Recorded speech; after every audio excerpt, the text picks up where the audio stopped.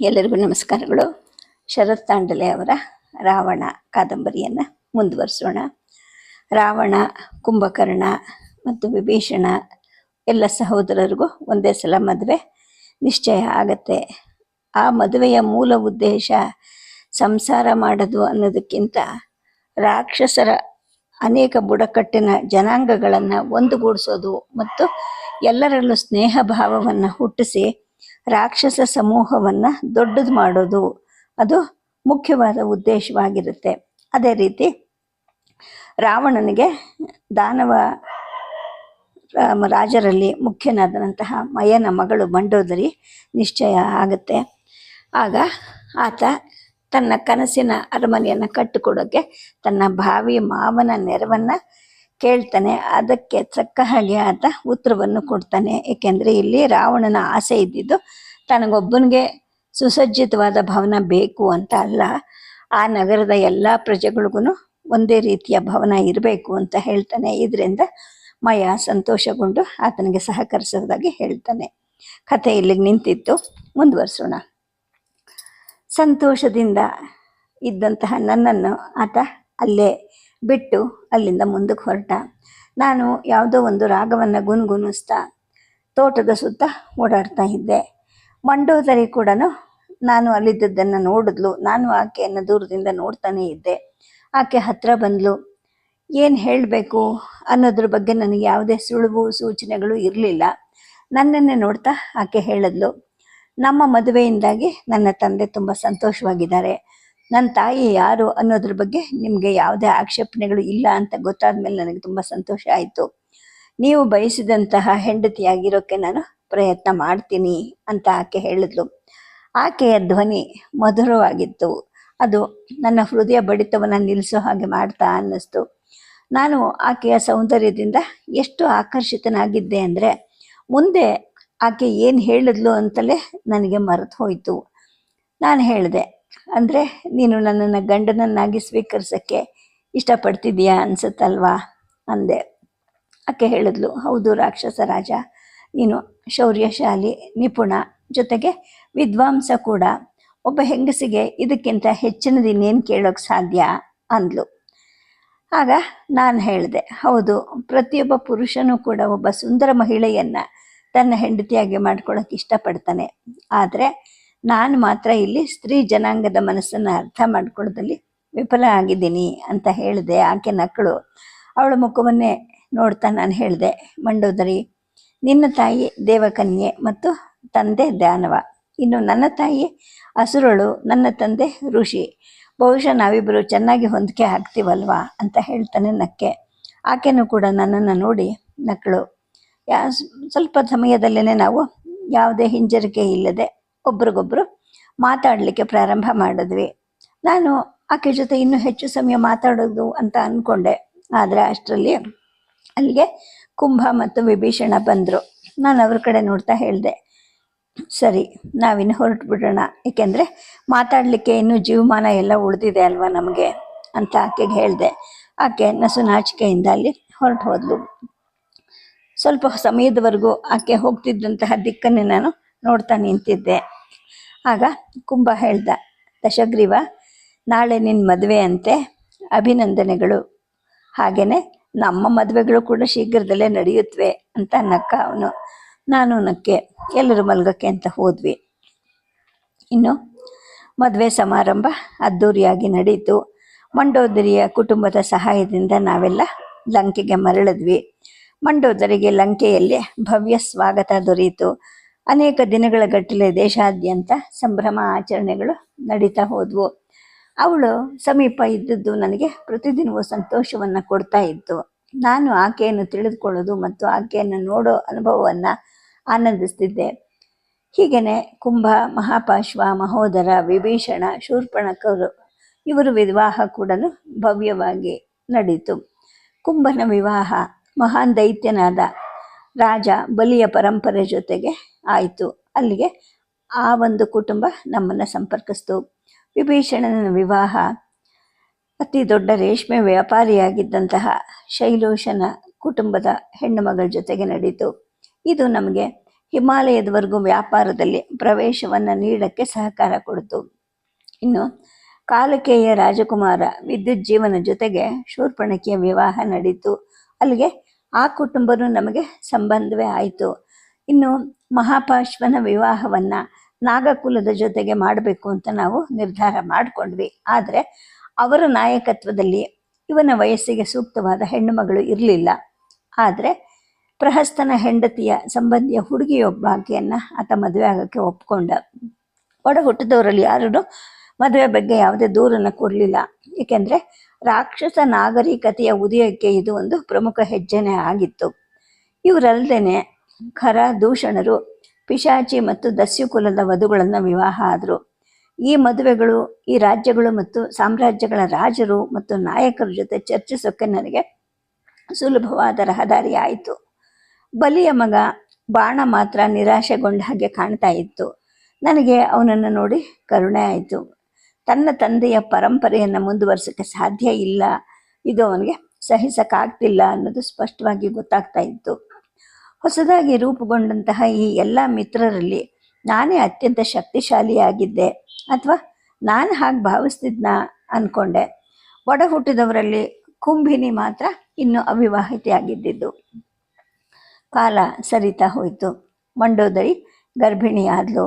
ಆಕೆ ಗರ್ಭಿಣಿ ಅನ್ನೋ ವಿಷಯ ತಿಳಿದು ನನಗೆ ತುಂಬ ಸಂತೋಷವಾಯಿತು. ಆಕೆಗೋಸ್ಕರ ಆಯುರ್ವೇದ ಔಷಧಿಗಳನ್ನು ತಯಾರು ಮಾಡಿದೆ. ಅವಳ ಆಹಾರವನ್ನು ಕೂಡ ನಾನೇ ನೋಡ್ಕೋತಾ ಇದ್ದೆ. ಅವಳಿಗೆ ಏನು ಬೇಕೋ ಎಲ್ಲವೂ ಸುಲಭವಾಗಿ ಹೊಂದೋ ಹಾಗೆ ನಾನು ಎಲ್ಲವನ್ನು ವ್ಯವಸ್ಥೆ ಮಾಡಿದೆ. ಆಕೆಗೆ ದಿನಗಳು ಕಳೀತಾ ಹೋದವು. ಹೆರಿಗೆ ದಿನನೂ ಪ್ರಾರಂಭ ಆಯಿತು. ಮಂಡೋದರಿಯ ಕೋಣೆಯ ಹೊರಗಡೆ ಆತಂಕದಿಂದ ನಾನು ಅತ್ತಿಂದ ಇತ್ತ ಚಲಿಸ್ತಾ ಇದ್ದೆ. ಸ್ವಲ್ಪ ಸಮಯದ ನಂತರ ಒಬ್ಬ ಸೂಲಗಿತ್ತಿ ಹೊರಗಡೆ ಬಂದು, ರಾಜನ್, ಇದು ಗಂಡು ಮಗು ಅಂತ ಹೇಳಿದ್ಲು. ಅವಳ ಮಾತುಗಳು ನನ್ನ ಮನಸ್ಸಲ್ಲಿದ್ದ ಆತಂಕವನ್ನು ಸಂತೋಷವಾಗಿ ಪರಿವರ್ತಿಸಿದ್ವು. ನಾನು ಆಕಾಶವನ್ನು ನೋಡ್ತಾನೆ ಹೇಳಿದೆ, ಮಹಾದೇವ, ಇವೆಲ್ಲ ನಿನ್ನ ಕರುಣೆಯಿಂದ ಆದದ್ದು ಅಂಥೇಳಿ ಕೈ ಮುಗಿದೆ. ಮಂಡೋದರಿಯನ್ನು ನೋಡಲಿಕ್ಕೆ ಅವಸರದಿಂದಲೇ ಹೋದೆ. ಆಕೆ ನಮ್ಮ ಮಗುವನ್ನು ತೀವ್ರ ಪ್ರೀತಿಯಿಂದ ನೋಡ್ತಾ ಇದ್ಲು. ಅವಳ ಮುಖ ದಣದ ಹಾಗೆ ಕಾಣ್ತಾ ಇತ್ತಾದರೂ ಅದರಲ್ಲಿ ತಾಯಿಯಾದಂತಹ ಹೊಸ ಹೊಳಪು ಕಾಣಿಸ್ತಾ ಇತ್ತು. ಅಮ್ಮ ಮತ್ತು ಚಿಕ್ಕಮ್ಮ ಆಕೆ ಸುತ್ತ ಕೂತಿದ್ರು. ನಾನು ಹತ್ರ ಹೋಗಿ ಮಗುವನ್ನು ನೋಡಿದೆ. ಅದು ಗಾಢ ನಿದ್ದೆಯಲ್ಲಿತ್ತು. ನಾನು ಅಮ್ಮನ್ನ ಕೇಳಿದೆ, ಅಮ್ಮ, ಇವನು ನನ್ನ ಹಾಗೆ ಇದ್ದಾನಲ್ವಾ ಅಂತ. ಅಮ್ಮ ನಗ್ತಾನೆ ಹೇಳಿದ್ಲು, ಇಲ್ಲ, ನಿನಗಿಂತ ಇನ್ನೂ ಹೆಚ್ಚು ಸುಂದರವಾಗಿದ್ದಾನೆ ಅಂತ. ಆಕೆ ಉತ್ತರವನ್ನು ಕೇಳಿ ನಾನು ಮುಗುಳ್ನಕ್ಕೆ. ಮಗು ಮತ್ತು ಅವನ ತಾಯಿ ವಿಶ್ರಾಂತಿ ಪಡೆಯೋಕ್ಕೋಸ್ಕರ ಅಮ್ಮ ನಮ್ಮೆಲ್ಲರನ್ನು ಹೊರಗಡೆ ಹೋಗಿ ಅಂತ ಹೇಳಿದ್ಲು. ನಾನು ಒಲ್ಲದ ಮನಸ್ಸಿನಿಂದಲೇ ಕೋಣೆಯಿಂದ ಹೊರಬಂದೆ. ಹೊರಗಡೆ ಬರ್ತಿದ್ದ ಹಾಗೆ ನನಗೆ ನಾನೇ ಅನ್ಕೊತಾ ಇದ್ದೆ, ನನಗೆ ಒಂದು ಮಗು ಜನಿಸ್ತು. ಎಷ್ಟು ಮುಗ್ಧವಾದ ಕಣ್ಣುಗಳು, ಸಣ್ಣ ಕೈಗಳು, ಕಾಲುಗಳು, ಎಷ್ಟು ಸುಂದರವಾದ ದೃಶ್ಯ ಅಲ್ವಾ ಅನ್ನಿಸ್ತು. ಪ್ರಕೃತಿ ಎಷ್ಟು ಅದ್ಭುತವಾಗಿದೆ ಅಲ್ವಾ. ಸ್ವಲ್ಪ ಸಮಯದ ಹಿಂದೆ ಹುಟ್ಟಿದ ಯಾವುದನ್ನಾದರೂ ನಾನು ಅಪಾರ ಪ್ರೀತಿಯಿಂದಲೇ ಅನುಭವಿಸ್ತಾ ಇದ್ದೆ. ನಾನು ನನ್ನ ಮನಸ್ಸಲ್ಲಿ ಮಹಾದೇವನಿಗೆ ಕೃತಜ್ಞತೆಗಳನ್ನು ವ್ಯಕ್ತಪಡಿಸ್ತಾನೆ ಇದ್ದೆ. ನಾನು ಆಗಲೇ ನನ್ನ ಮಗನ ಸಾಧನೆಗಳ ಹಾಗಿರಬೇಕು, ಹೀಗಿರಬೇಕು ಅನ್ನೋ ಒಂದು ಕನಸನ್ನು ಕಾಣ್ತಾ ಇದ್ದೆ. ನನ್ನ ಮಗ ಈ ರಾಜಕುಮಾರ ಶೌರ್ಯಶಾಲಿ ಆಗಬೇಕು ಮತ್ತು ಖ್ಯಾತಿನೂ ಪಡಿಬೇಕು ಅನ್ನಿಸ್ತಿತ್ತು. ಹೀಗೆ ಮನಸ್ಸಿನಲ್ಲಿ ಒಂದಕ್ಕೊಂದು ಯೋಚನೆಗಳು ಹೊಳಿತಾನೇ ಇತ್ತು. ತಕ್ಷಣ ನನಗನ್ನಿಸ್ತು, ಇವನನ್ನು ತುಂಬ ಶೌರ್ಯಶಾಲಿ ಮಾಡಬೇಕು, ಸುಖವಾಗಿ ಇರಬೇಕು, ಶಕ್ತಿಶಾಲಿನೂ ಆಗಿರಬೇಕು, ವಿಶ್ವದಲ್ಲೇ ಬುದ್ಧಿವಂತ ರಾಜನೂ ಆಗಬೇಕು. ನಾನು ಅವನನ್ನು ಆ ಥರ ಸಿದ್ಧ ಮಾಡಬೇಕು ಅಂತ ನನ್ನ ಎಲ್ಲ ಯೋಚನೆಗಳು ಆಗ್ತಾನೆ ಹುಟ್ಟಿದ ಆ ಪುಟ್ಟ ಮಗುವಿನ ಮೇಲೆ ಕೇಂದ್ರೀಕೃತವಾಗಿದ್ವು. ಲಂಕೆ ತನ್ನ ರಾಜಕುಮಾರನ ಆಗಮನದಿಂದ ಉತ್ಸುಕವಾಗಿತ್ತು. ಜನರು ರಾಜಕುಮಾರನಿಗೆ ಶುಭಾಶಯಗಳು ಮತ್ತು ಉಡುಗೊರೆಗಳ ಜೊತೆಗೆ ಹರಿದು ಬರ್ತಾ ಇದ್ರು. ಕಾವಲುಗಾರರು ಕೂಡ ಸಂತೋಷವಾಗಿದ್ದರು. ನಾನು ತಂದೆಯಾದ ಸಂಕೀರ್ಣ ಸಂತೋಷವನ್ನು ಅನುಭವಿಸ್ತಾ ಇದ್ದೆ. ನನ್ನ ಸುತ್ತಮುತ್ತ ಇದ್ದ ಜನರು ಮತ್ತು ಪ್ರಾಣಿಗಳಲ್ಲೂ ಕೂಡ ಆ ಬೆಚ್ಚನೆಯ ಸುಖವನ್ನು ನಾನು ಅನುಭವಿಸ್ತಾ ಇದ್ದೆ, ನೋಡ್ತಾ ಇದ್ದೆ. ಈ ಬೆಚ್ಚಗಿನ ಅನುಭವ ಅನ್ನೋದು ನಾನು ಹಿಂದೆಂದು ಅನುಭವಿಸಿದ್ದ ಹಾಗೆ ಇರಲಿಲ್ಲ. ಜೀವನವನ್ನು ನೇಯುವಂತಹ ಈ ನೇಯ್ದ ದಾರದ ಬಗ್ಗೆ ನನಗೇನೂ ತಿಳಿದಿರಲಿಲ್ಲ. ಏಕೆಂದರೆ ಪಿತೃತ್ವದ ಅಸ್ತಿತ್ವ ಅನ್ನೋದು ಒಂದು ಇರುತ್ತೆ ಅನ್ನೋ ನನಗೆ ಅರಿವು ಮೂಡಿಸಿದ್ದು ಈಗಲೇನೆ. ಕೆಲವು ಸಂಬಂಧಗಳಲ್ಲಿ ವಾಸ್ತವವಾಗಿ ಅವುಗಳೆಲ್ಲ ಇರೋದ್ರ ಮೇಲೆ ಮಾತ್ರ ಅರ್ಥ ಮಾಡ್ಕೋಬೋದು. ಹಾಗೆಯೇ ಈ ಪಿತೃತ್ವ ಅನ್ನೋದು.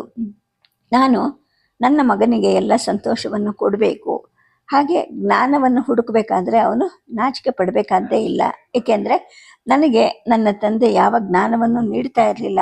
ನಾನಾಗಿ ಜ್ಞಾನವನ್ನು ಕೇಳಕ್ಕೆ ಹೋದಾಗ ನಾನು ಆರ್ಯನಲ್ಲ, ಅನಾರ್ಯ ಅನ್ನೋ ವಿಚಾರ ನನ್ನನ್ನು ಚುಚ್ಚುತ್ತಾನೆ ಇರ್ತಿತ್ತು. ಆದರೆ ಈಗ ನನ್ನ ಮಗನಿಗೆ ಆ ಥರದ ಯಾವನೇ ಭಾವನೆ ಬರೋದಕ್ಕೂ ಕೂಡ ನಾನು ಬಿಡೋದಿಲ್ಲ. ಜೊತೆಗೆ ಅವನು ಯಾವುದಕ್ಕೂ ಹೆಣಗಾಡೋದೇ ಬೇಡ. ಅವನ ಜೀವನ ಅವನಿಗೆ ಎಲ್ಲ ಭದ್ರತೆಯನ್ನು ಒದಗಿಸಬೇಕು. ಜೊತೆಗೆ ಅಲ್ಪಾವಧಿಯಲ್ಲೇ ಅವನು ಶ್ರೇಷ್ಠತೆಯನ್ನು ಸಾಧಿಸಬೇಕು. ಇದೆಲ್ಲವನ್ನು ನಾನು ಮಾಡೇ ಮಾಡ್ತೀನಿ. ನನ್ನ ತಂದೆ ನನಗೆ ಮಾಡಿದ್ದನ್ನು ನಾನು ನನ್ನ ಮಗನಿಗೆ ಮಾಡೋದಿಲ್ಲ ಅಂತಲೇ ತೀರ್ಮಾನ ಮಾಡ್ಕೋತಾ ಇದ್ದೆ. ಈ ಆಲೋಚನೆಗಳ ಜೊತೆಗೇನೆ ನಾನು ರಾಜಭವನದ ಕಡೆಗೆ ಬಂದೆ. ಅಕಂಪನ ಅಲ್ಲಿ ನನಗೋಸ್ಕರ ಕಾಯ್ತಾ ಇದ್ದ. ರಾಜನ್, ನಿಮಗೆ ಶುಭ ಹಾರೈಕೆಗಳು ಅಂತ ಹೇಳ್ಬಿಟ್ಟು ಅವನು ನನ್ನನ್ನು ಸ್ವಾಗತಿಸ್ತಾನೆ ಮುಗುಳ್ನಕ್ಕ. ಧನ್ಯವಾದಗಳು ಅಂತ ನಾನು ಸಿಂಹಾಸನದ ಮೇಲೆ ಕೂತ್ಕೊಂತ ಹೇಳಿದೆ. ಅಕಂಪನ ನನ್ನನ್ನೇನೋ ಅಭಿನಂದಿಸ್ತಿರಬಹುದು, ಆದರೆ ಅವನ ಮುಖದಲ್ಲಿ ಚಿಂತೆಯ ಚಿಹ್ನೆಗಳು ಎದ್ದು ಕಾಣಿಸ್ತಿದ್ವು. ನಾನು ಏನನ್ನು ಕೇಳೋ ಮನಸ್ಥಿತಿಲೂ ಇರಲಿಲ್ಲ, ಏಕೆಂದರೆ ನನಗೀಗ ಎಲ್ಲ ಕಡೆನೂ ಸಂತೋಷವೇ ಕಾಣಿಸ್ತಾ ಇತ್ತು. ಆಗ ದ್ವಂದ್ವ ಮನಸ್ಸಿನಿಂದ, ದ್ವಂದ್ವ ಭಾವನೆಯಿಂದ ಅಕಂಪನ ಹೇಳ್ದ, ರಾಜನ್, ನಾನು ನಿಮಗೊಂದು ಕೆಟ್ಟ ಸುದ್ದಿ ಹೇಳಬೇಕಾಗಿದೆ. ಈ ಶುಭ ದಿನದಂದು ನಾನು ಅದನ್ನು ನಿಮಗೆ ಹಂಚ್ಕೋಬಹುದಾ ಇಲ್ವಾ ನನಗೆ ಗೊತ್ತಾಗ್ತಿಲ್ಲ ಅಂದ. ನನಗನ್ನಿಸ್ತು, ಇಷ್ಟೊಂದು ಸಂತೋಷದ ವಿಚಾರ ನಡೆದಿರುವಾಗ ಅಹಿತಕರವಾದದ್ದನ್ನು ಕೇಳೋಕ್ಕೆ ಯಾರು ತಾನೇ ಬಯಸ್ತಾರೆ? ಅದರಲ್ಲೂ ಕೆಟ್ಟ ಸುದ್ದಿ ಅಂತ ಬೇರೆ ಹೇಳ್ತಾ ಇದ್ದಾನೆ. ಏನು ಮಾಡೋದು ಅಂತ ನಾನೇ ಅವನನ್ನು ನೋಡ್ತಾ ಏನು ಹೇಳೋದು ಗೊತ್ತಾಗದೆ ಸುಮ್ಮನೆ ನೋಡ್ತಾ ಇದ್ದೆ. ಅವನು ಒಂದು ರೀತಿಯ ಮುಜುಗರಕ್ಕೆ ಒಳಗಾದ. ಆನಂತರ ನಾನೇ ಕೇಳಿದೆ, ಆಯಿತು ಹೇಳು ಏನದು ಅಂತ. ಆಗ ಅವನು ಹೇಳ್ದ, ರಾಜನ್, ಶನಿ ಮತ್ತು ಅವನ ಸಹೋದರರು ನಿಮ್ಮ ಈ ನವಜಾತ ಮಗನ ಬಗ್ಗೆ ಕೆಟ್ಟದಾಗಿ ಮಾತಾಡ್ತಾ ಇದ್ರು. ನಿಮ್ಮ ಮಗನ ಜೀವಿತದ ಅವಧಿಯನ್ನು ಕಡಿಮೆ ಮಾಡಲಿಕ್ಕೋಸ್ಕರ ಗ್ರಹಗಳ ಸ್ಥಿತಿಯನ್ನು ಬದಲಾಯಿಸೋ ಬಗ್ಗೆ ಅವ್ರು ಮಾತಾಡ್ತಾ ಇದ್ರು ಅಂತ ಅಂದ. ನನಗೆ ಕೋಪ ಹೆಚ್ಚಾಯಿತು. ಏನಿದು? ನಾನು ಶನಿಯನ್ನು ಬ್ರಹ್ಮದೇವನ ಆಶ್ರಮದಲ್ಲಿ ಒಂದು ಸಲ ಮಾತ್ರ ನೋಡಿದ್ದು. ಆಗಲೂ ಕೂಡ ನಾನು ಅವನ ಆಲೋಚನೆಗಳನ್ನು ಒಪ್ತಾ ಇರಲಿಲ್ಲ. ಜೊತೆಗೆ ಈಗಲೂ ಕೂಡ ನಮ್ಮ ನಡುವೆ ಯಾವುದೇ ಜಗಳನೂ ಇರಲಿಲ್ಲ. ಆದರೆ ಅವನು ನನ್ನನ್ನು ಯಾಕೆ ದ್ವೇಷ ಮಾಡ್ತಿದ್ದಾನೆ? ನನಗಿವತ್ತು ಮಗ ಹುಟ್ಟಿದ್ದಾನೆ. ಶನಿಯನ್ನು ನೋಯಿಸೋ ಅಂತಹ ಕೆಲಸವನ್ನು ಅವನು ಏನು ಮಾಡಿದ್ದಾನೆ? ಈ ಶನಿಗೆ ನಾವು ಏನು ಕೊಡಬೇಕು ಅಂತೆಲ್ಲ ಯೋಚನೆ ಮಾಡ್ತಾ ಇದ್ದೆ. ಅಕಂಪನ ಹೇಳ್ದ, ರಾಜನ್, ದೇವಲೋಕ ಇತ್ತೀಚಿನ ದಿನಗಳಲ್ಲಿ ನಿಮ್ಮ ಬಗ್ಗೆ ಮಾತಾಡ್ತಾ ಇದೆ ಅಂತ. ಏನು ಹೇಳ್ತಾ ಇದ್ದಾರೆ? ಏನು ಮಾತಾಡ್ಕೊಳ್ತಾ ಇದ್ದಾರೆ ಅವ್ರು ನನ್ನ ಬಗ್ಗೆ ಅಂತ ನಾನು ಕೇಳಿದೆ. ಅದನ್ನು ಹೇಳೋಕ್ಕಾಗದು ರಾಜನ್ ಅಂತ ಅವನು ಹೇಳ್ದ. ಸರಿ ಬಿಡು, ಹಾಗಾದರೆ ಏನು ಒಂದು ವಿಚಾರ ಗೊತ್ತಾಗುತ್ತೆ ಅಂದರೆ, ನಾವು ಪ್ರಗತಿಯನ್ನು ಸಾಧಿಸ್ತಾ ಇದ್ದೀವಿ ಬಿಡು. ಅವರಂಥ ಚರ್ಚೆಗಳಲ್ಲಿ ತಮ್ಮ ಸಮಯವನ್ನು ವ್ಯರ್ಥ ಮಾಡಿಕೊಂಡ್ಲಿ, ನಮಗೇನಂತೆ. ಗುಪ್ತಚರಗಳು ಈ ಚರ್ಚೆಗಳನ್ನು ವರದಿ ಮಾಡೋದಷ್ಟೇ ಅಲ್ಲ, ಆ ಕುಬೇರ ಎಲ್ಲಿದ್ದಾನೆ ಅನ್ನೋದನ್ನು ಕೂಡ ಮೊದಲು ಕಣ್ಣು ಹಿಡಿಬೇಕು ಅಂತ ನಾನು ಹೇಳ್ತಾನೆ ಎದ್ದೆ. ಅಷ್ಟರಲ್ಲಿ ಅಜ್ಜಂದಿರಾದ ಸುಮಾಲಿ, ಮಾಲ್ಯವಾನು, ವಿಭೀಷಣ, ಕುಂಭಕರ್ಣ ಎಲ್ಲರೂ ಆಸ್ಥಾನವನ್ನು ಪ್ರವೇಶ ಮಾಡಿದ್ರು. ನಾನು ಅವ್ರಿಗೆಲ್ಲ ನಮಸ್ಕಾರ ಮಾಡಿದೆ. ಅವರು ನನ್ನನ್ನು ಆಶೀರ್ವಾದ ಮಾಡಿದ್ರು. ನಾನು ಹೇಳಿದೆ, ಅಜ್ಜ, ನಮ್ಮ ಸಾಮ್ರಾಜ್ಯದ ಮಕ್ಕಳ ಶಿಕ್ಷಣ ಮತ್ತು ತರಬೇತಿಗೋಸ್ಕರ ನಾವು ಇನ್ನು ಯಾವುದೇ ವ್ಯವಸ್ಥೆಯನ್ನು ಮಾಡಿಲ್ಲ. ನಾವು ಅವ್ರಿಗೋಸ್ಕರ ಒಂದು ಗುರುಕುಲವನ್ನು ರಚನೆ ಮಾಡಬೇಕು ಅಂತ. ಅಜ್ಜನು ಮುಗುಳ್ನಕ್ಕ, ದಶಗ್ರೀವ, ಆಯಿತು, ಅದಕ್ಕೆ ಮೊದಲು ನಾವು ಒಬ್ಬ ಗುರುಗಳ ವ್ಯವಸ್ಥೆ ಮಾಡಬೇಕಲ್ವಾ ಅಂತ. ಆಗ ನಾನು ಹೇಳಿದೆ, ಅಜ್ಜ, ನಾವು ಚಿನ್ನವನ್ನು ಕಂಡುಕೊಂಡ್ವಿ, ಸಂಪತ್ತನ್ನು ಕಂಡುಕೊಂಡ್ವಿ, ಹಾಗೆಯೇ ಈಗ ಗುರುಗಳನ್ನು ಕಂಡುಕೊಳ್ಬೇಕು. ಆದರೆ ಈಗ ಸದ್ಯಕ್ಕೆ ಅಜ್ಜ ಮಾಲ್ಯವಾನ್ ಈ ಜವಾಬ್ದಾರಿಯನ್ನು ತಗೊಳ್ಳಿ ಅಂತ ನಾನು ಬಯಸ್ತೀನಿ. ಈಗ ನಮ್ಮ ಸಾಮ್ರಾಜ್ಯ ನಿಂತ್ಕೋತಾ ಇದ್ದೆ. ಸ್ವಲ್ಪ ದಿನಗಳ ನಂತರ ನಾವು ಮತ್ತೆ ಶುಕ್ರಾಚಾರ್ಯರನ್ನು ಸಂಪರ್ಕಿಸೋಣ ಅಂತ ಹೇಳಿದೆ. ನನ್ನ ಈ ಮಾತುಗಳನ್ನು ಕೇಳಿ ಅಜ್ಜ ಮಾಲ್ಯವಾನ್ ಸಂತೋಷಗೊಂಡ್ರು. ಆಯಿತು ಮಗು, ನಾನು ಗುರುಗಳಾಗಿ ಇದನ್ನು ಪರಿಶೀಲಿಸ್ತೀನಿ ಅಂತ ಹೇಳಿದ್ರು. ಆಗ ನಾನು ಹೇಳಿದೆ, ಅಜ್ಜ, ಲಂಕಾದ ಪ್ರತಿಯೊಂದು ಮಗು ಮತ್ತು ಪ್ರತಿಯೊಬ್ಬ ಯುವಕನೂ ಕೂಡ ಗುರುಕುಲಕ್ಕೆ ಹಾಜರಾಗೋದನ್ನು ಕಡ್ಡಾಯ ಮಾಡಬೇಕು. ಅಧಿಕಾರಿಗಳ ಮಕ್ಕಳಿರಲಿ ಅಥವಾ ಸೈನಿಕರ ಮಕ್ಕಳಿರಲಿ, ವ್ಯಾಪಾರಿಗಳು, ದೋಣಿಯವರು, ನಾವಿಕರು, ಯಾರೇ ಆಗಿರಲಿ, ಯಾರ ಮಕ್ಕಳು ಗುರುಕುಲಕ್ಕೆ ಹೋಗೋದಿಲ್ವೋ ಅಂಥವರು ಲಂಕಾವನ್ನೇ ಬಿಟ್ಟು ಹೋಗಬೇಕು. ಆ ಥರ ಒಂದು ನಿಯಮವನ್ನು ತರೋಣ.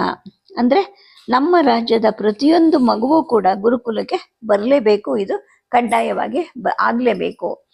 ಏಕೆಂದರೆ ನಮ್ಮ ಮುಂದಿನ ತಲೆಮಾರುಗಳು ವಿದ್ಯಾವಂತರಾಗಬೇಕು ಮತ್ತು ಬಲಶಾಲಿಗಳಾಗಿ ಬೆಳಿಬೇಕು ಅಂತ ನಾನು ಹೇಳಿದೆ. ನಿಜ ಮಗು ಅಂತ ಅಜ್ಜ ನನ್ನ ಮಾತನ್ನು ಒಪ್ಪಿಕೊಂಡ್ರು.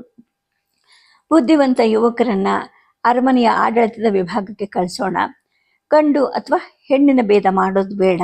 ಶಸ್ತ್ರಾಸ್ತ್ರಗಳಲ್ಲಿ ನುರಿತವರು ಮತ್ತು ಉತ್ತಮ ದೈಹಿಕ ಸಾಮರ್ಥ್ಯ ಹೊಂದಿರೋರು ಮಾತ್ರ ಸೈನ್ಯಕ್ಕೆ ಪ್ರವೇಶ ಮಾಡಲಿ. ಈ ಮಕ್ಕಳು ರಾಕ್ಷಸ ಸಂಸ್ಕೃತಿಗೇನೆ ಅಡಿಪಾಯ ಹಾಕ್ತಾರೆ. ಅವರ ಮನಸ್ಸಿನಲ್ಲಿ ಯಾವುದೇ ಬುಡಕಟ್ಟು ಜನಾಂಗ ಅಂತ ಅವ್ರಿಗೆ ಗೊತ್ತಿರಕೂಡ್ದು. ಏಕೈಕ ಬುಡಕಟ್ಟು ಅಂದರೆ ರಾಕ್ಷಸ ಬುಡಕಟ್ಟು ಅಂತ ಮಾತ್ರ ಅವ್ರಿಗೆ ಹೇಳ್ಕೊಡ್ಬೇಕು. ಜೊತೆಗೆ ಈ ಮತಕ್ಕೆ ನಿಷ್ಠೆ ಇರಬೇಕು. ಅದಕ್ಕಿಂತ ಹೆಚ್ಚಿಗೆ ಈ ನೆಲದ ಮೇಲೆ ಅವರಿಗೆ ನಿಷ್ಠೆ ಬಲವಾಗಿರಬೇಕು. ಆಗ ಮಾತ್ರ ನಮ್ಮ ರಾಕ್ಷಸ ಸಾಮ್ರಾಜ್ಯ ಉಳಿಯುತ್ತೆ ಅಂತ ನಾನು ಹೇಳಿದೆ. ಅಜ್ಜ ಮಾಲ್ಯವನ್ನು ಹೇಳಿದ್ರು, ಮಗು, ರಾಕ್ಷಸರ ಮುಂದಿನ ಪೀಳಿಗೆ ನಿನ್ನ ನಿರೀಕ್ಷೆಗಿಂತ ಉತ್ತಮವಾಗಿ ಬೆಳೆಯುತ್ತೆ, ಯೋಚನೆ ಮಾಡಬೇಡ ಅಂದರು. ಆಗ ನಾನು ಹೇಳಿದೆ, ಅಜ್ಜ, ಈ ಜ್ಞಾನ ಮತ್ತು ಬುದ್ಧಿವಂತಿಕೆ ಅನ್ನೋದು ಸತ್ಯವನ್ನು ಆಧರಿಸಿದ್ದೇ ಆಗಿರಬೇಕು. ಅಸತ್ಯವನ್ನು ಆಧರಿಸಿ ಬೋಧನೆಗಳನ್ನು ಮಾಡಬಾರ್ದು. ಏಕೆಂದರೆ ಆ ಥರ ಮಾಡೋದ್ರಿಂದ ನಮ್ಮ ಸಾಮ್ರಾಜ್ಯದ ಭವಿಷ್ಯವನ್ನು ಕತ್ತಲೆಯಲ್ಲಿ ತಳ್ಳೋ ಮುಖಾಂತರ ನಾವು ಹೆಚ್ಚು ದೂರ ಹೋಗೋಕ್ಕೆ ಸಾಧ್ಯವಿಲ್ಲ. ನಾವು ಇಲ್ದಿರೋ ಸಮಯದಲ್ಲೂ ಕೂಡ ಈ ನಮ್ಮ ಭೂಮಿಯನ್ನು ರಕ್ಷಿಸೋಕ್ಕೆ ಪ್ರತಿಯೊಬ್ಬ ಪ್ರಜೆಯೂ ಕೂಡ ಸಮರ್ಥನಾಗಿ ಸಿದ್ಧನಾಗಬೇಕು. ನೀವು ಆ ಥರ ಮಾಡಬೇಕು ಅಂತ ನಾನು ಹೇಳಿದೆ. ಆಗ ವಿಭೀಷಣ ಕೇಳ್ದ, ಎಲ್ಲ ಸರಿ, ಮಹಿಳೆಯರು ಶಸ್ತ್ರಾಸ್ತ್ರಗಳನ್ನು ಯಾಕೆ ಕಲಿಬೇಕು ಅಂತ. ನಾನು ಹೇಳಿದೆ, ಹೌದು, ಇದು ಕೂಡ ಅಗತ್ಯವಾದದ್ದೇ ಆಗಿದೆ. ಏಕೆಂದರೆ ಹೆಣ್ಣು ಮಕ್ಕಳಿಗೆ ಎಷ್ಟೋ ಸಲ ಗಂಡು ಮಕ್ಕಳಿಗಿಂತ ಹೆಚ್ಚು ವಿಚಾರಗಳು ತಿಳಿದಿರುತ್ತೆ ಅಂತ ಹೇಳಿದೆ. ಜೊತೆಗೇನೆ ಇವನು ಏನು ಹೇಳೋಕ್ಕೆ ಪ್ರಯತ್ನ ಮಾಡ್ತಾ ಇದ್ದಾನೆ ಅದನ್ನು ಅರಿಬೇಕು ಅಂತ ನನ್ನ ಮನಸ್ಸು ಹೇಳ್ತಾ ಇತ್ತು. ನಾನು ಹೇಳಿದೆ, ವಿಭೀಷಣ, ಮಹಿಳೆಯರು ಕೂಡ ಅತ್ಯುತ್ತಮ ಹೋರಾಟಗಾರರು ಆಗಬಲ್ಲರು ಅನ್ನೋದು ಕೂಡ ನಿಜ. ಈಗ ಈ ಲಂಕೆನಲ್ಲೇ ಒಬ್ಬ ಯುವತಿ ಇದ್ದಾಳೆ. ಅವಳಂತಹ ನುರಿತ ಯೋಧರನ್ನು ನಾನು ನೋಡಿದ್ದೇ ಇಲ್ಲ ಅಂತ ಹೇಳಿದೆ. ಈ ಮಾತು ಯಾರು ಹೇಳ್ತಾ ಇರೋದು, ಯಾಕೆ ಹೇಳ್ತಾ ಇದ್ದಾರೆ ಅಂತ ನನ್ನ ಮನಸ್ಸಿನ ಮಾತನ್ನು ಹೇಳಿದವ್ರು ಯಾರು ಅಂತ ನೋಡಿದಾಗ ಅದನ್ನು ಅಜ್ಜ ಹೇಳ್ತಾ ಇದ್ರು. ನನಗೆ ಆಶ್ಚರ್ಯ ಆಯಿತು. ಅಜ್ಜ, ನನ್ನ ಮನಸ್ಸಿನ ಮಾತನ್ನು ನೀವು ಹೇಳ್ತಾ ಇದ್ದೀರಾ? ಅಷ್ಟೊಂದು ಅಪರೂಪವಾದ ಯುವತಿ ಲಂಕೆಯಲ್ಲೇ ಇರೋದಾದರೆ ಆಕೆ ಯಾರು ಅಂತ ಕೇಳಿದೆ. ಲಂಕಿಣಿ ಅಂತ ಅಜ್ಜ ಹೇಳಿದ್ರು. ನಾನು ಹೇಳಿದೆ, ಹಾಗಾದರೆ ಅವಳ ನಾಯಕತ್ವದಲ್ಲಿ ಮಹಿಳಾ ಪಡೆಯನ್ನು ರಚಿಸೋಣ. ರಾಜಧಾನಿಯನ್ನು ರಕ್ಷಿಸುವಂತಹ ಜವಾಬ್ದಾರಿಯನ್ನು ಕೂಡ ಆಕೆಗೆ ನೀಡೋಣ ಅಂತ ಹೇಳಿದೆ. ನನ್ನ ಮಾತು ಅನೇಕರಿಗೆ ನಿರಾಶೆ ತಂತು. ಆಗ ವಿಭೀಷಣ ಕೋಪದಿಂದ ಹೇಳಿದ, ಏನು ರಾಜನ್, ಇದು ಅರ್ಥಬದ್ಧವಾದಂತಹ ತೀರ್ಮಾನ ಅಲ್ಲ. ರಾಜಧಾನಿಯನ್ನು ರಕ್ಷಿಸೋಕ್ಕೆ ನಾವು ಮಹಿಳೆಯರಿಗೆ ಯಾಕೆ ಅವಕಾಶ ಕೊಡಬೇಕು? ಏನು ನಮ್ಮ ಸಾಮ್ರಾಜ್ಯದ ಪುರುಷರು ತಮ್ಮ ಪುರುಷತ್ವವನ್ನು ಕಳ್ಕೊಂಡಿದ್ದಾರಾ? ಈ ರಾಜ್ಯವನ್ನು, ಈ ನಮ್ಮ ಲಂಕೆಯನ್ನು ಕಾಪಾಡೋಕ್ಕೆ ಒಬ್ಬ ಸ್ತ್ರೀ ಬರಬೇಕೆ ಅಂತ ಕೋಪದಿಂದ ಹೇಳ್ದ. ನಾನು ಹೇಳಿದೆ, ವಿಭೀಷಣ, ಆ ರೀತಿ ಮಾತಾಡಬೇಡ. ನಮ್ಮ ತಾಯಿ ಹೆಣ್ಣು, ಆಕೆ ನಮ್ಮನ್ನು ಹುಟ್ಟಿಸಿದ್ಲು, ರಕ್ಷಿಸಿದ್ಲು. ಇನ್ನು ಪಾರ್ವತಿ ಮಾತೆ ನಮ್ಮ ಅಜ್ಜ ಮುತ್ತಜ್ಜರಾದಂತಹ ಸುಕೇಶಿಯನ್ನು ಸಂರಕ್ಷಣೆ ಮಾಡಿದವರು. ಈಗ ನಿಕುಂಬಿಲಾ ದೇವತೆ ನಮ್ಮ ಜನರನ್ನು ರಕ್ಷಣೆ ಮಾಡ್ತಾಳೆ. ಹೀಗೆಲ್ಲ ಇರಬೇಕಾದ್ರೆ ಒಬ್ಬ ಹೆಣ್ಣಾದಂತಹ ಲಂಕಿಣಿಗೆ ಈ ಜವಾಬ್ದಾರಿಯನ್ನು ಯಾಕೆ ನೀಡಬಾರ್ದು? ಹೆಣ್ಣಿಗಿಂತ ಉತ್ತಮವಾದದ್ದನ್ನು ರಕ್ಷಿಸೋಕ್ಕೆ ಯಾರೂ ಸಮರ್ಥರಾಗಿಲ್ಲ. ಒಮ್ಮೆ ತಗೊಂಡ ನಿರ್ಧಾರಕ್ಕೆ ಬೆಲೆ ತೆರಬಹುದಾದರೂ ಕೂಡ ದಶಗ್ರೀವ ಯಾವುದೇ ನಿರ್ಧಾರವನ್ನು ಬದಲಾಯಿಸೋದಿಲ್ಲ. ಇದು ಆಗಲೇಬೇಕು ಅಂತ ನಾನು ಸ್ಪಷ್ಟವಾಗಿ ನನ್ನ ನಿರ್ಧಾರವನ್ನು ಹೇಳಿದೆ. ಸೂರ್ಯಾಸ್ತ ಆಗ್ತಾ ಬಂದಿತ್ತು. ಸೂರ್ಯಾಸ್ತದ ಸಮಯದಲ್ಲಿ ತೋಟಗಳಲ್ಲಿ ಸುತ್ತಾಡ್ತಾ ಇದ್ದೆ. ನನ್ನ ಮನಸ್ಸು ಲಂಕೆಯ ಸುವರ್ಣ ಪುನರುಜ್ಜೀವನದ ಕಲ್ಪನೆಯಲ್ಲಿ ತೊಡಗಿತ್ತು. ಅಷ್ಟರಲ್ಲಿ ಅಕಂಪನ ಬಂದ. ರಾಜನ್, ಕುಬೇರನ ಸಂದೇಶವಾಹಕ ಇಲ್ಲಿದ್ದಾನೆ ಮತ್ತು ನಿಮ್ಮನ್ನು ಭೇಟಿಯಾಗಕ್ಕೆ ಕೇಳ್ತಾ ಇದ್ದಾನೆ ಅಂದ. ನನಗೆ ಕೋಪ ಬಂತು. ಲಂಕೆಯನ್ನು ಪ್ರವೇಶ ಮಾಡೋಕ್ಕೆ ಅವನಿಗೆ ಎಷ್ಟು ಧೈರ್ಯ ಬಂತು ಅಂತ. ಆಗ ಕಂಪನ ನಡುಗ್ತಾನೆ ಹೇಳ್ದ, ರಾಜನ್, ಅವನು ಲಂಕಾವನ್ನು ಪ್ರವೇಶಿಸಿಲ್ಲ, ಅವನನ್ನು ಸಮುದ್ರ ದಡದಲ್ಲೇ ಹಿಡಿದಿದ್ದಾಳಾಗಿದೆ ಅಂತ. ಅವನ ಜೊತೆ ಇನ್ನೂ ಎಷ್ಟು ಜನ ಇದ್ದಾರೆ ಅಂತ ನಾನು ಕೇಳಿದೆ. 3 ರಿಂದ 4 ಅಂತ ಅವನಂದ. ನನಗೆ ಸಿಟ್ಟು ಹೆಚ್ಚುತ್ತಾ ಬಂತು. ಏನದು 3 ರಿಂದ 4 ಅಂತ ಹೇಳ್ತಾ ಇದೆಯಾ? 3 ಅಥವಾ 4 ಅಂತ ಹೇಳಬೇಕು. ನಿಖರವಾದ ಸಂಖ್ಯೆ ಎಷ್ಟು ಅಂತ ನಾನು ಕೇಳಿದೆ. ನನ್ನನ್ನು ಕ್ಷಮಿಸಿ ರಾಜನ್, ಅಂತ ಹೇಳ್ತಾನೆ ಅವನು ಮಾತಾಡೋದನ್ನು ನಿಲ್ಲಿಸ್ದ. ನಾನು ಹೇಳಿದೆ, ಒಳಗೆ ಪ್ರವೇಶಿಸಲಿ ಅವನು. ಅತಿಥಿ ಕೋಣೆಯಲ್ಲಿ ಅವನಿಗೆ ವ್ಯವಸ್ಥೆಯನ್ನು ಮಾಡಿ ದಿನದ 3ನೇ ಪ್ರಹರದಲ್ಲಿ ನಾನು ಅವನನ್ನು ದರ್ಬಾರಿನಲ್ಲಿ ಭೇಟಿ ಆಗ್ತೀನಿ ಅಂತ ತಿಳಿಸಿ ಅಂತ ಹೇಳಿದೆ. ಅಲ್ಲ, ಆ ಇಲಿ ಅಂದರೆ ನಾವು ಇಲಿ ಅಂತ ಭಾವಿಸಿರೋ ಆ ಕುಬೇರ ಒಬ್ಬ ದೂತನನ್ನು ಯಾಕೆ ಕಳಿಸಿರಬಹುದು? ಇದೇನಾದರೂ ಯುದ್ಧಕ್ಕೆ ಒಂದು ಸವಾಲಾಗಿರಬಹುದಾ? ಅಥವಾ ಅವನು ಕ್ಷಮೆ ಕೇಳ್ತಿರಬಹುದಾ ಅಂತ ಈ ಅನೇಕ ಸಾಧ್ಯತೆಗಳ ಬಗ್ಗೆ ನಾನು ಯೋಚನೆ ಮಾಡ್ತಾನೆ ಇದ್ದೆ. ಅರಮನೆ ಕಡೆಗೆ ನಡೆದೆ. ಅಲ್ಲಿ ಅಜ್ಜ ಮತ್ತು ಪ್ರಹಸ್ತರ ಪರಸ್ಪರ ಮಾತಾಡ್ತಾ ಇದ್ರು. ನನ್ನನ್ನು ನೋಡಿ ಅವರಿಬ್ರು ಬಾ ಅಂತ ಅಂದರು. ಬಾ, ನಾವು ಈಗಷ್ಟೇ ನಿನ್ನ ಬಗ್ಗೆ ಮಾತಾಡ್ತಿದ್ವಿ ಅಂತ ಅಜ್ಜ ಹೇಳಿದ್ರು. ಆಗ ನಾನು ಹೇಳಿದೆ, ಅಜ್ಜ, ಆ ಇಲಿ ಒಬ್ಬ ದೂತನನ್ನು ಕಳುಹಿಸಿದೆ ಅಂತ ಹೇಳಿದೆ. ಅಂದರೆ ಕುಬೇರನ ಅವನ ರಾಯಭಾರಿ ಬಂದಿದ್ದಾನ ಅಂದರೆ ಇದರರ್ಥ ಆ ಇಲಿ ಮತ್ತೆ ರಾಜ್ಯವನ್ನು ನಿರ್ಮಿಸಿದಾನ ಅಂತ ಅಜ್ಜ ಕೇಳಿದ್ರು. ಆಗ ಪ್ರಹಸ್ತ ಮಧ್ಯೆ ಬಾಯಿ ಹಾಕ್ದ, ಅವನ ಜೊತೆಗೆ ಎಷ್ಟು ಜನ ಇದ್ದಾರೆ ಅಂತ. ನಾನು ಹೇಳಿದೆ, 4 ಜನ ಇದ್ದಾರಂತೆ. ನಾಳೆ ದರ್ಬಾರ್ನಲ್ಲಿ ರಾಯಭಾರಿಗೆ ಮಾತ್ರ ಅವಕಾಶ ಕೊಡಲಾಗುತ್ತೆ. ಕುಬೇರ ಪ್ರಮುಖವಾಗಿ ವ್ಯಾಪಾರಿನೇ ಆಗಿದ್ದಾನೆ. ಅವನು ಯಾವುದೇ ಉದ್ದೇಶ ಇಲ್ಲದೆ ಅವನನ್ನು ಕಳಿಸಿರಬಹುದು ಅಂತ ನನಗನ್ನಿಸ್ತಿಲ್ಲ. ನೀರಿನ ಮೇಲೆ ನಮ್ಮ ಪ್ರಾಬಲ್ಯ ಅವನ ವ್ಯಾಪಾರವನ್ನು ಈಗ ಅಡ್ಡಿಪಡಿಸಿದೆ. ಹಾಗಾಗಿ ಅವನು ರಾಯಭಾರಿಯನ್ನು ಮಾತುಕತೆಗೆ ಕಳಿಸಿರಬಹುದು ಅಂತ ಕಾಣುತ್ತೆ. ಆದರೆ ನನಗೆ ಒಂದು ವಿಷಯ ಸ್ಪಷ್ಟವಾಗಿ ಗೊತ್ತಿರೋದೇನು ಅಂದರೆ, ನಾನು ಆ ಬಗ್ಗೆ ಮಾತುಕತೆಯನ್ನು ನಡೆಸೋದಿಲ್ಲ ಅಂತ ನಾನು ಹೇಳಿದೆ. ಆಗ ಪ್ರಹಸ್ತ ಹೇಳ್ದ, ರಾಜನ್, ವ್ಯಾಪಾರಿಗಳು ನಿಮ್ಮ ಕೋಪಕ್ಕೆ ಕರೆ ನೀಡೋಕ್ಕೆ ಬಯಸೋದಿಲ್ಲ. ನಿಮ್ಮ ಅನುಗ್ರಹವನ್ನು ಗಳಿಸೋಕ್ಕೆ ಅವರು ಕ್ಷಮೆ ಯಾಚಿಸಿರಬಹುದು. ಅಥವಾ ದೂತರು ನಮ್ಮ ರಕ್ಷಣೆ ಮೇಲೆ ಬೇಹುಗಾರಿಕೆ ಮಾಡೋಕ್ಕೆ ಒಂದು ನೆಪವಾಗಿ ಅವರನ್ನು ಕಳಿಸಿರಬಹುದು. ಸರಿಯಾದ ತಪಾಸಣೆ ಮಾಡದೆ ನಾವು ಅವರನ್ನು ದರ್ಬಾರಿಗೆ ಬರೋದಕ್ಕೆ ಅನುಮತಿ ಕೊಡಬಾರ್ದು. ಅವನು ವಿಷವನ್ನು ಕೂಡ ತಂದಿರಬಹುದು ಅಂತ ತನ್ನ ಅನುಮಾನವನ್ನು ವ್ಯಕ್ತಪಡಿಸ್ತಾ ಹೋದ. ನಾನು ಹೇಳಿದೆ, ಅಜ್ಜ, ಅದು ಖಂಡಿತವಾಗ್ಲೂ ಕುಬೇರನ ರಾಯಭಾರಿನ ಅಂತ ನಮಗೆ ಗೊತ್ತಿಲ್ಲ. ನಾಳೆ ಅವನನ್ನು ಭೇಟಿಯಾದಾಗಲೇ ಸ್ಪಷ್ಟವಾಗಿ ಅವನು ಯಾರು ಅನ್ನೋದು ನಮಗೆ ಗೊತ್ತಾಗುತ್ತೆ. ಅವನನ್ನು ನಿಜವಾಗ್ಲೂ ಕುಬೇರನೇ ಒಂದು ವೇಳೆ ಏನಾದರೂ ಕಳಿಸಿದ್ರೆ ನಾವು ಅವನನ್ನು ಸೆರೆಮನೆಗೆ ತಳ್ತೀವಿ ಮತ್ತು ಕುಬೇರ ಎಲ್ಲಿದ್ದಾನೆ ಅನ್ನೋದ್ರ ಬಗ್ಗೆ ಅವನನ್ನು ಪ್ರಶ್ನೆ ಮಾಡ್ತೀನಿ ಅಂತ ನಾನು ಉತ್ಸಾಹದಿಂದ ಹೇಳ್ತಾ ಹೋದೆ. ಅಜ್ಜ ಒಂದು ಗುಟುಕು ಸುರಿಯನ್ನು ಹೀರ್ತಾ ಹೇಳಿದ್ರು, ನೋಡು ಮಗು, ದೂತರಾದವರು ರಹಸ್ಯಗಳನ್ನು ಕಾಪಾಡಲಿಕ್ಕೆ ತರಬೇತಿಯನ್ನು ಪಡೆದಿರ್ತಾರೆ ಮತ್ತು ಬಹಳ ನಿಷ್ಠಾವಂತರಾಗಿರ್ತಾರೆ. ನೀನು ಕೇಳ್ದೆ ಅಂದ್ಬಿಟ್ಟು ಅವರು ತಮ್ಮ ರಹಸ್ಯವನ್ನು ಹೇಳ್ತಾರೆ ಅಂತ ನನಗನ್ನಿಸ್ತಿಲ್ಲ ಅಂದರು. ಆಗ ನಾನು ಹೇಳಿದೆ, ನಿಜ, ಆದರೆ ಅವನು ಒಬ್ಬಂಟಿಯಾಗೇನು ಬಂದಿಲ್ಲ. ಅವನೊಬ್ಬ ನಿರಾಕರಿಸಿದ್ರೆ, ಅಂದರೆ ನಾವು ಹೇಳಿದ್ದಕ್ಕೆ ಉತ್ತರ ಕೊಡೋಕ್ಕೆ ಅವನು ನಿರಾಕರಿಸಿದ್ರೆ ನಾವು ಬೇರೆಯವ್ರನ್ನ ಮಾತಾಡೋ ಹಾಗೆ ಮಾಡ್ತೀವಿ. ಜೀವನದ ಪ್ರೀತಿಗಾಗಿ ಈ ನಿಷ್ಠೆ ಅನ್ನೋದು ಖಂಡಿತವಾಗ್ಲೂ ಒಂದಲ್ಲ ಒಂದು ಹಂತದಲ್ಲಿ ಮುರಿದು ಬೀಳುತ್ತೆ. ನಮಗೆ ಅವರ ವಿಚಾರ ತಿಳಿಯುತ್ತೆ ಅಂತ ಹೇಳ್ತಾನೆ ನಾನು ಸುರೆಯನ್ನು ಒಂದೇ ಗುಟಿಕೆಯಲ್ಲಿ ಕುಡಿದು ಮುಗಿಸ್ದೆ. ಅಜ್ಜ ಹೇಳಿದ್ರು, ಪ್ರಹಸ್ತ, ನಾಳೆ ದರ್ಬಾರಕ್ಕೆ ಬರೋಕ್ಕೆ ಮೊದಲು ಉಳಿದ 3 ಸೆರೆಮನಿಯಲ್ಲಿ ಹಾಕಬೇಕು. ಅದನ್ನು ನೀನೇ ಮಾಡಬೇಕು. ಜೊತೆಗೆ ಅವರನ್ನು ಸೆರೆಮನೆಗೆ ಹಾಕಲಾಗುತ್ತೆ ಅನ್ನೋ ಯಾವುದೇ ಸುಳಿವನ್ನು ಅವರಿಗೆ ಕೊಡಕೂಡದು. ದೂತರು ಸಂದೇಶವನ್ನು ತಲುಪಿಸೋವರೆಗೂ ಅವರನ್ನು ಒಳ್ಳೆಯ ಆತಿಥ್ಯದಿಂದಲೇ ನಡೆಸ್ಕೋಬೇಕು ಅಂತ ಅಜ್ಜ ಹೇಳಿದ್ರು. ಪ್ರಹಸ್ತ ಹೇಳ್ದ, ಅಪ್ಪ, ಆ ಬಗ್ಗೆ ಚಿಂತೆ ಮಾಡಬೇಡ. ನಾನು ಅವರನ್ನು ಎಷ್ಟು ಆತಿಥ್ಯದಿಂದ ನೋಡ್ಕೊಳ್ತೀನಿ ಅಂದರೆ ನಾಳೆಯಿಂದ ಅವರೇ ನಮ್ಮ ರಾಯಭಾರಿಗಳಾಗ್ತಾರೆ ಮತ್ತು ನಮ್ಮ ಸಂದೇಶವನ್ನು ಆ ಕುಬೇರನಿಗೆ ತಲುಪಿಸ್ತಾರೆ. ಯೋಚನೆ ಮಾಡಬೇಡ ಅಂತ ಹೇಳ್ದ. ಈ ಮಾತು ಕೇಳಿ ನಾವೆಲ್ಲರೂ ನಕ್ವಿ. ಅಜ್ಜ, ಕುಬೇರ ಎಲ್ಲಿದ್ದಾನೆ ಅಂತ ತಿಳಿಯೋಕೆ ಇದಕ್ಕಿಂತ ದೊಡ್ಡ ಅವಕಾಶ ಇಲ್ಲ. ನಮಗೆ ತಿಳಿದ ಕೂಡಲೇ ನಾವು ಅವನ ಮೇಲೆ ಯುದ್ಧವನ್ನು ಏರ್ಪಾಟ್ ಮಾಡೋಣ ಅಂತ ನಾನು ಸ್ವಲ್ಪ ಆಕ್ರಮಣಕಾರಿ ಧ್ವನಿಯಲ್ಲಿ ಹೇಳಿದೆ. ಯುದ್ಧನ? ಯಾಕೆ ಅಂತ ಪ್ರಹಸ್ತ ಅಚ್ಚರಿಪಟ್ಟ. ಯುದ್ಧಕ್ಕಾಗಿ ಯುದ್ಧ ಅಷ್ಟೇ, ಇಲ್ದಿದ್ರೆ ಯಾಕೆ ಅಂತ ಅಜ್ಜ ಹೇಳಿದ್ರು. ಆಗ ಪ್ರಹಸ್ತ ಹೇಳ್ದ, ಹತ್ಯಾಕಾಂಡನ? ಯುದ್ಧ ಅನ್ನೋದು 2 ಸಮರ್ಥ ಸೈನ್ಯಗಳ ಮಧ್ಯೆ ಇರಬೇಕಲ್ವಾ? ಈಗ ನಾವು ಆ ಇಲಿಯನ್ನು ಕೊಲ್ಲಬೇಕಾ ಅಂತ ಒಂದು ರೀತಿಯ ತಿರಸ್ಕಾರದಿಂದ ಪ್ರಹಸ್ತ ಹೇಳ್ತಾ ಹೋದ. ನಾನು ಹೇಳಿದೆ, ಮಾವ, ಕುಬೇರ ದುರ್ಬಲನೆ ಆಗಿರಬಹುದು, ಆದರೆ ನಾವು ಅವನ ಶಕ್ತಿಯನ್ನು ಕಡಿಮೆ ಅಂದಾಜು ಮಾಡಬಾರ್ದು. ಆ ತಪ್ಪನ್ನು ನಾವು ಮಾಡಬಾರ್ದು. ಏಕೆಂದರೆ ಅವನಿಗೆ ದೇವ ಸೈನ್ಯಗಳು ಸಹಾಯ ಮಾಡುತ್ತವೆ.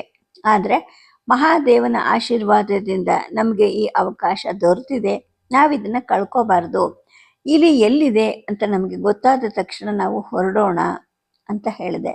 ಜೊತೆಗೇನೆ, ಮಾವ, ನಾವು ತಕ್ಷಣವೇ ದಾಳಿ ಮಾಡಬೇಕು, ಸೈನ್ಯವನ್ನು ಸಿದ್ಧವಾಗಿಡಿ ಅಂತ ಹೇಳಿದೆ. ಅಲ್ಲಿಂದ ಹೊರಟೆ. ಈ ಬೆಳವಣಿಗೆಯ ಬಗ್ಗೆ ಕುಂಭಕರ್ಣ ಮತ್ತು ವಿಭೀಷಣರಿಗೆ ಹೇಳೋಕೆ ಅಂತ ಹೋದೆ. ಮತ್ತೆ ಆಕಾಶದ ಕಡೆ ನೋಡ್ತಾ ಮಹಾದೇವನಿಗೆ ಧನ್ಯವಾದವನ್ನು ಅರ್ಪಿಸಿದೆ.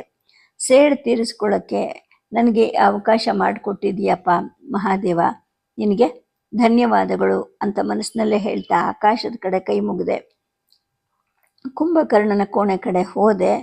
ಕುಂಭಕರ್ಣ ಅಂತ ನಾನು ಅವನು ಕೂಗ್ತಾನೆ ಅವನ ಕೋಣೆಯನ್ನು ಪ್ರವೇಶ ಮಾಡಿದೆ.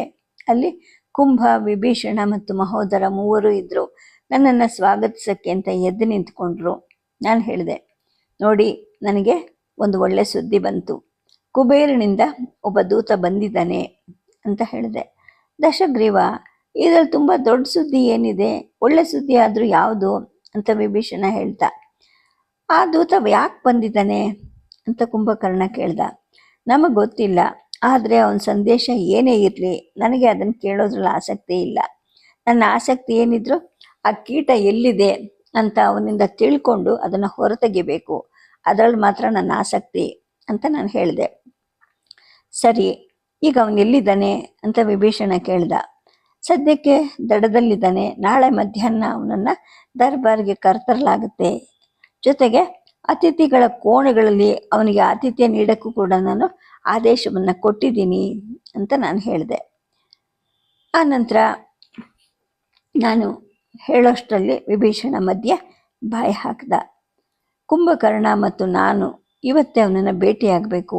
ಕುಬೇರ ಎಲ್ಲಿದ್ದಾನೆ ಅನ್ನೋದನ್ನು ಬಹಿರಂಗಪಡಿಸೋ ಹಾಗೆ ಅವನ ಮನವೊಲಿಸ್ಬೇಕು ಅಂತ ನನಗನ್ನಿಸ್ತಾ ಇದೆ. ನಾವು ಅದನ್ನು ಮಾಡಿದ್ರೆ ಅವನನ್ನು ದರ್ಬಾರಿಗಾದರೂ ಯಾಕೆ ಕರಿಬೇಕು? ಅಲ್ಲೇ ವಿಚಾರ ಗೊತ್ತಾಗೋಗ್ಬಿಡುತ್ತಲ್ವ. ಸಂದೇಶ ಅನ್ನೋದು ಕುಬೇರನು ಸಭೆಯನ್ನು ಮಂಜೂರು ಮಾಡೋ ಹಾಗೆ ಕೇಳುವಂತಹ ಬಗೆ ಇಲ್ಲ ಅಂದರೆ ಈ ಎಲ್ಲ ತೊಂದರೆಗಳನ್ನು ಯಾಕೆ ಅನುಭವಿಸ್ಬೇಕು? ನಾವೇ ಹೋಗೋಣ, ಅವನನ್ನು ಕೇಳಿಬಿಡೋಣ, ದರ್ಬಾರ್ಗೆ ಕರೆಯೋದಾದರೂ ಯಾಕೆ ಅಂತ ವಿಭೀಷಣ ಹೇಳ್ದ. ಮಹೋದರ ಹೇಳ್ದ, ಎಲ್ಲ ಆಯಿತು, ನಾವು ಇಲ್ಲಿ ಕೇಳಿದ್ರು ಅಥವಾ ದರ್ಬಾರಿನಲ್ಲಿ ಕೇಳಿದ್ರು ಅವನು ಆ ವಿಷಯವನ್ನು ಬಹಿರಂಗಪಡಿಸ್ತಿದ್ರೆ ಏನು ಉಪಯೋಗ ಆಗುತ್ತೆ ಅಂತ ಮಹೋದರ ಕೇಳ್ದ. ಆಗ ಕುಂಭ ಹೇಳ್ದ, ಹಾಗಾದರೆ ಒಂದು ಮಾಡೋಣ, ಅವನನ್ನು ಬಿಡುಗಡೆ ಮಾಡಿಬಿಡೋಣ, ಅವನನ್ನು ಹಿಂಬಾಲಿಸ್ಕೊಂಡು ಹೋಗೋಣ. ಅವನು ಯಾವ ಕಡೆ ಹೋಗ್ತಾನೋ ನಾವು ಆ ಕಡೆನೇ ಹೋಗೋಣ, ಆಗ ನಾವು ಸುಲಭವಾಗಿ ಕುಬೇರನ ಹತ್ರ ಹೋಗಬಹುದಲ್ವೇ ಅಂತ ಸ್ಪಷ್ಟವಾದ ಕ್ರಮವನ್ನು ಹೇಳ್ತಾ ಹೋದ. ನಾನು ಹೇಳಿದೆ, ಕುಂಭ, ಇದಷ್ಟು ಸುಲಭ ಅಲ್ಲ. ಈ ಸಂದೇಹವಾಕರು ತುಂಬ ಚೆನ್ನಾಗಿ ತರಬೇತಿಯನ್ನು ಪಡೆದಿರ್ತಾರೆ. ತನ್ನನ್ನು ಹಿಂಬಾಲಿಸ್ತಿದ್ದಾರೆ ಅಂತ ಅರ್ಥ ಮಾಡಿಕೊಂಡ ನಂತರ ಅವರು ನಿಜವಾಗ್ಲೂ ತಮ್ಮ ಮಾರ್ಗಗಳನ್ನು ಬದಲಾಯಿಸ್ತಾರೆ. ಜೊತೆಗೆ ನಮ್ಮನ್ನು ಬೇರೆ ಯಾವುದೋ ಒಂದು ದಿಕ್ಕಿಗೆ ಕರ್ಕೊಂಡು ಹೋಗ್ತಾರೆ. ನನಗೆ ಆ ಥರದ್ರಲ್ಲಿ ತಾಳ್ಮೆ ಇಲ್ಲ, ನಂಬಿಕೆನೂ ಇಲ್ಲ ಅಂತ ನಾನು ಹೇಳಿದೆ. ಕುಬೇರ ಎಲ್ಲಿದ್ದಾನೆ ಅಂತ ಬಹಿರಂಗವಾಗಿ ಸಿದ್ಧ ಆಗೋವರೆಗೂ ಅವರನ್ನು ಹಿಡಿದಿಟ್ಕೊಳ್ಳೋದೇ ಒಳ್ಳೆಯದು.